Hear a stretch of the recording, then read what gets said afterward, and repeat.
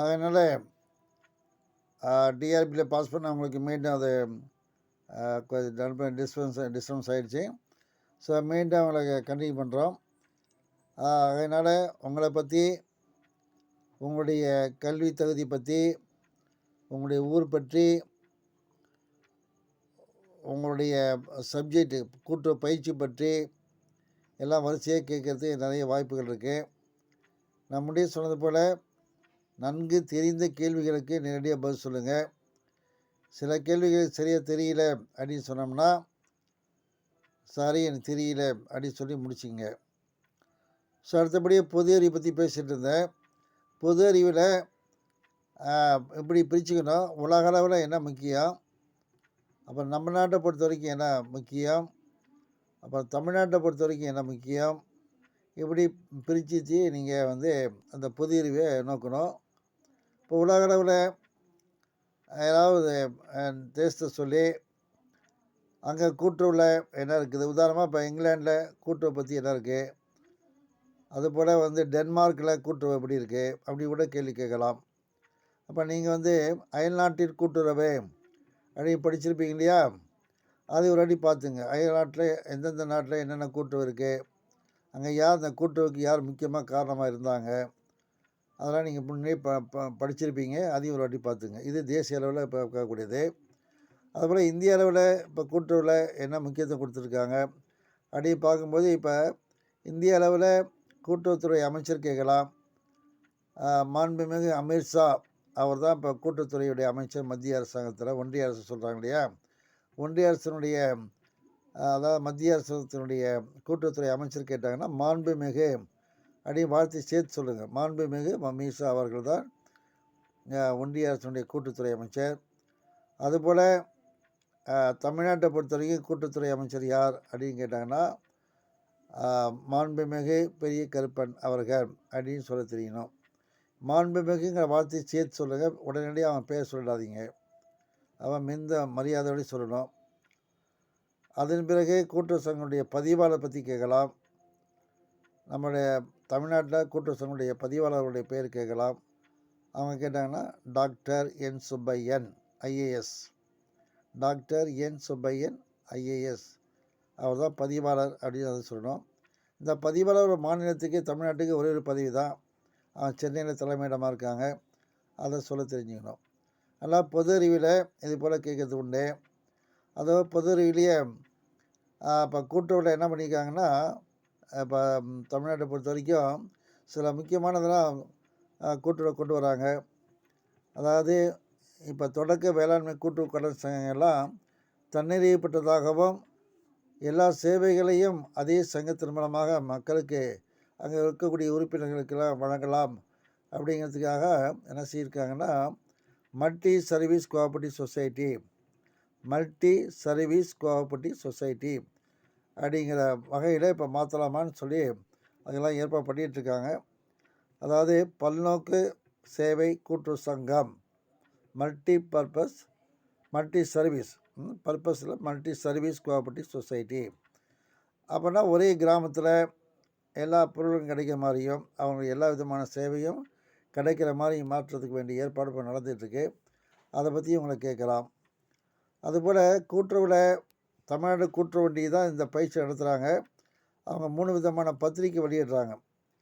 எப்பொழுதுமே ஒரு கூட்டுறவு பற்றி நம்ம தெரிஞ்சுக்கணுன்னா அதனுடைய கொடி என்ன, அதனுடைய கொள்கை என்ன, அது யாரால் நடத்தப்படுகிறது இந்த பயிற்சி, அவங்க என்ன பத்திரிக்கை வெளியிடுறாங்க, இதெல்லாம் தெரிஞ்சுக்கணும். அவங்க வெளியிடக்கூடிய பத்திரிக்கை ஒன்று ஆங்கிலத்தில் மாதாந்திரமாக வெளியிடுறாங்க. அது Journal of Cooperation, Journal of Cooperation அப்படின்னு ஒரு மந்த்லி அவரை வெளியிடுறாங்க. அது ஆங்கில பத்திரிக்கையாக வரும். அது எல்லா பயிற்சி நிலையத்தின் மூலமாக எல்லாம் கொடுக்குறாங்க. எல்லா கூட்டுறவு சங்கத்துக்கும் அதை அனுப்பி வைக்கிறாங்க. அதை பார்த்துருக்கீங்களா அப்படின்னா நீங்கள் பக்கத்தில் இருக்கக்கூடிய ஏதாவது கூட்டுறவு சங்கத்துக்கு போனீங்கன்னா அதை பார்த்துக்கலாம்.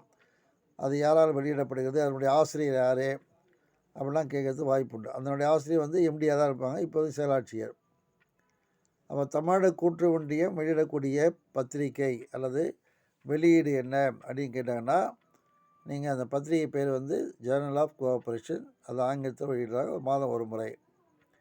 அதுபோல் தமிழ்லேயே கூட்டுறவு அப்படின்னு சொல்லி ஒரு பத்திரிக்கை வெளியிடுறாங்க அவங்களே. கூட்டுறவு அப்படின்னு தமிழ். அப்புறம் 15 நாளைக்கு ஒரு தடவை கூட்டுறவு அப்படின்னு சொல்லி அது ஒரு 4 பக்கம் வரும். அதுவும் வெளியிட்டிருக்காங்க. ஸோ அதனால் பத்திரிகை தமிழ்நாடு கூட்டு ஒன்றியம் வெளியிடக்கூடிய பத்திரிகைகள் என்ன அப்படின்னு கேட்டாங்கன்னா, இந்த மொழி நீங்கள் வரிசையாக சொல்ல தெரியணும். ஒரு வாட்டி பார்த்துக்குங்க. பக்கத்தால் லைப்ரரிக்கு போனாலோ அல்லது கூட்டுறவு சங்கத்துக்கு போயிருந்தாலோ இந்த பத்திரிகைலாம் அங்கே இருக்கும். அதையும் ஒரு வாட்டி பார்த்துங்க. அதை பற்றி நீங்கள் கேட்டாலும் சொல்லலாம். ஸோ இதை வெளியிடக்கூடிய நிறுவனம் வந்து தமிழ்நாடு கூட்டு ஒன்றியம் சென்னை. அவங்க தான் வெளியிடுறாங்க. ஸோ மாநிலத்துக்கு கூட்டுறவுத்துறையில் யார் தலைமை அப்படின்னு கேட்டிங்கன்னா, முதல்ல வந்து நீங்கள் சொல்ல வேண்டியது மாண்புமிகு முதலமைச்சர், மாண்புமிகு கூட்டுறவுத்துறை அமைச்சர், அதன் பிறகு கூட்டுறவுத்துறையில் இதன் முதன்மை செயலாளர், அதன் பிறகு கூட்டுறவு சங்கங்களுடைய பதிவாளர், இதுபடி இந்த வருஷப்படி சொல்ல தெரியணும்.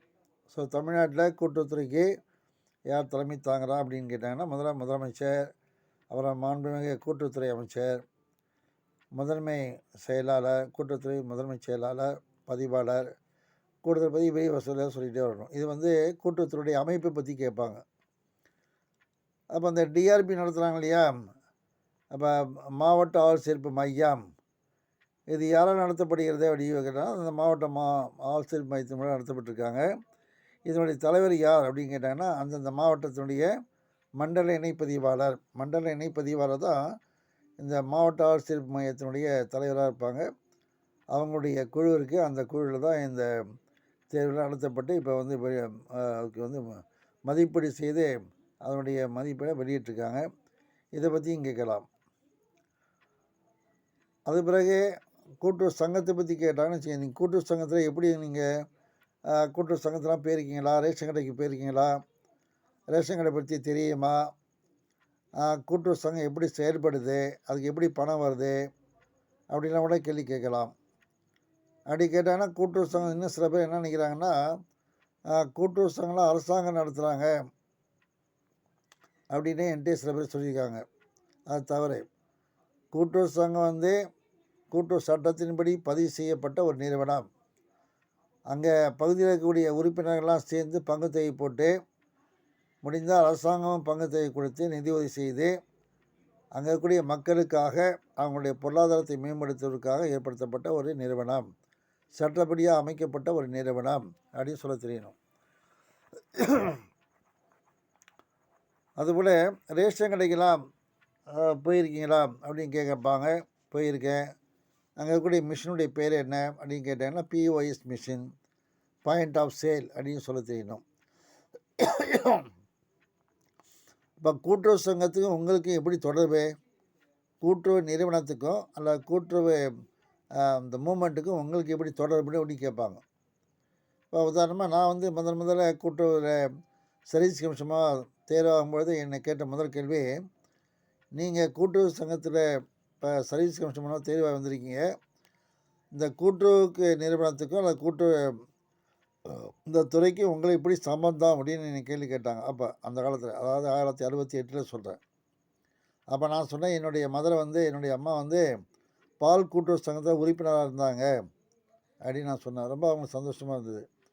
அப்போ இருந்து உங்களுக்கு என்ன தெரியுதுங்கன்னா, ஏதாவது ஒரு வழியில் நீங்கள் கூட்டுறவு சங்கத்தோடைய இல்லை கூட்டுறவு வங்கியோட தொடர்பில் இருக்கணும். அப்போ தொடர்பில் இருந்தீங்கன்னா தான் கூட்டுறவு பற்றி நல்லா தெரிஞ்சதுக்கு ஒரு வாய்ப்பு உண்டு. கூட்டுறவை பற்றியும் நான் தெரியவில்லை, கூட்டுறவு பக்கமே நான் போகலை, கூட்டுறவு பேங்க்னா என்னன்னு தெரியல அப்படிலாம் வார்த்தை சொல்லக்கூடாது. இப்போ உதாரணமாக இப்போ இன்னும் டைம் இருக்குது, பக்கத்தால் போய்ட்டு கூட்டுறவு அங்காடிக்கு போங்க. கூட்டுறவு அங்காடிக்கு போனீங்கன்னா என்னென்ன பொருள் வந்து எவ்வளோ விலைக்கு விற்கிறாங்க, என்னென்ன பொருள் இலவசமாக கொடுக்குறாங்க, அரிசிலாம் இலவசமாக கொடுக்குறாங்க, அப்புறம் கோதுமை எப்படி கொடுக்குறாங்க, பாமாயில் என்ன விலை, சர்க்கரை வந்து ஒரு ஆளுக்கு எவ்வளோ கொடுக்குறாங்க, ஒரு கார்டுக்கு எவ்வளோது அதிகபட்சமாக, அப்போ எத்தனை விதமான குடும்ப அட்டைகள் இருக்குது, அதில் யூனிட்னா என்ன, அரை யூனிட்னா என்ன, எல்லாமே அவங்க சொல்லுவாங்க. அதெல்லாம் நீங்கள் குறிச்சிட்டு வந்து கையில் வச்சுங்க. இப்போ ஏன்னு கேட்டால் பொது விநியோக திட்டம் தான் இப்போ முக்கியமாக தமிழ்நாட்டில் நல்லா சிறப்பாக நடத்திக்கிட்டு இருக்காங்க. இப்போ அதே போல் அங்கே எங்கேருந்து பொருள் வருது அப்படின்னு கேட்டாங்கன்னா, Tamil Nadu civil supply corporation, Tamil Nadu நுகர்பொருள் வாணிப கழகத்துலேருந்து அந்த பொருளை நம்ம ரேஷன் கடைக்கெல்லாம் நம்ம அந்தந்த சங்கங்கள் வாங்கி அது அரசாங்கத்தினுடைய திட்டத்தின்படி அந்த விலையை நிர்ணயம் பண்ணி அரசாங்கமே விலையை நிர்ணயம் பண்ணி கொடுக்குறாங்க. அதன்படி அவங்க வந்துட்டு நம்ம ரேஷன் கடை மூலமாக நான் என்ன பண்ணுறோம், நம்ம வந்து அந்த பொருளை விற்கிறோம். ஸோ இந்த சிஸ்டம் உங்களுக்கு நல்லா தெரிஞ்சிருக்கணும்.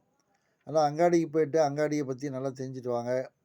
அங்கே என்னென்ன பொருள் கொடுக்குறாங்க, இப்போ நான் சொன்னது போல் என்ன அளவு கொடுக்குறாங்க, என்ன பொருள் கொடுக்குறாங்க, என்ன அளவு கொடுப்பாங்க, அதனுடைய விலை என்ன, அந்த அங்காடி விற்பனையாளர் வந்து எப்படி நியமனம் செய்யப்படுகிறாரு, அவர் யாருடைய கண்ட்ரோலில் வேலை பார்க்குறாரு, இது எல்லாமே அப்படி வரிசையாக தெரிஞ்சுட்டு வந்தீங்கன்னா அதில் ஏதாச்சும் ஒரு கேள்வி கேட்பாங்க.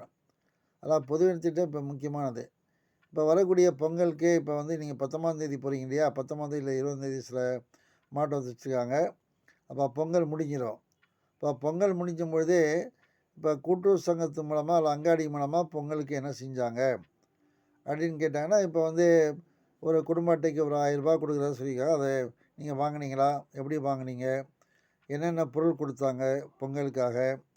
அதெல்லாம் நீங்கள் வரிசைப்படுத்தி சொல்ல தெரியணும். என்னென்ன பொருள் கொடுக்குறாங்க அதை வரிசைப்படுத்தி சொல்லணும். அப்போ அரசாங்கத்துடைய திட்டத்தை உங்களுக்கு தெரிஞ்சிருக்கா? அரசாங்கம் செய்யக்கூடிய செயல்பாடுகள்லாம் உங்களுக்கு தெரிஞ்சிருக்கா?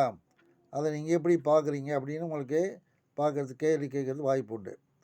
அதனால் பக்கத்தில் இருக்கக்கூடிய குடும்ப அதாவது ரேஷன் கடைக்கு போங்க. இப்போ சமீபத்தில் இப்போ பொங்கலுக்காக என்னென்ன பொருள் கொடுக்குறாங்க, அது யார் யாரெல்லாம் வாங்கிக்கலாம் அப்படிங்கிறதையும் நீங்கள் நல்லா தெரிஞ்சுக்குங்க. ஸோ இந்த வீடியோவை பொறுத்த வரைக்கும் உங்களுக்கு ஒரு சில மட்டும் சொல்லியிருக்கேன். அடுத்த வீடியோவில் இன்னும் வந்து நேர்முக தேர்வை எப்படி கையாள வேண்டும், அப்படி உங்களுக்கு அப்பாயின்மெண்ட் போட்டாங்கன்னா நீங்கள் வந்து அந்த அப்பாயின்மெண்ட் பொழுது என்னென்ன நீங்கள் டாக்குமெண்ட்ஸை கொடுக்கணும், உங்களுக்கு என்ன விதமான பணிகள் ஒதுக்கப்படும், அந்த பணிகளை நீங்கள் எப்படி செய்ய வேண்டும் அப்படின்லாம் கூட கேள்வி வரதுக்கு வாய்ப்பு உண்டு. ஸோ அடுத்தபடி பார்க்கலாம். ஸோ வெற்றி பெற்றவங்களுக்கு மீண்டும் ஒரு வாழ்த்துக்கள் தெரிவித்து கொண்டு, நீங்கள் எல்லோரும் இந்த நேர்முக தேர்விலும் நல்ல கேட்ட கேள்விகளுக்கு சரியான விடை அளித்து நல்ல மதிப்பெண் பெற்று இந்த நேர்முக தேர்வில் நீங்கள் எல்லாம் வெற்றி பெற்று உங்களுக்கு நல்ல இந்த புத்தாண்டில் நல்ல ஒரு வேலை கிடைக்க வேண்டும் என்று உங்களை எல்லாம் வாழ்த்தி இதை நான் நிறைவு செய்கின்றேன். மீண்டும் அடுத்த வீடியோவில் உங்களை சந்திக்கிறேன். நன்றி, வணக்கம், தேங்க்யூ.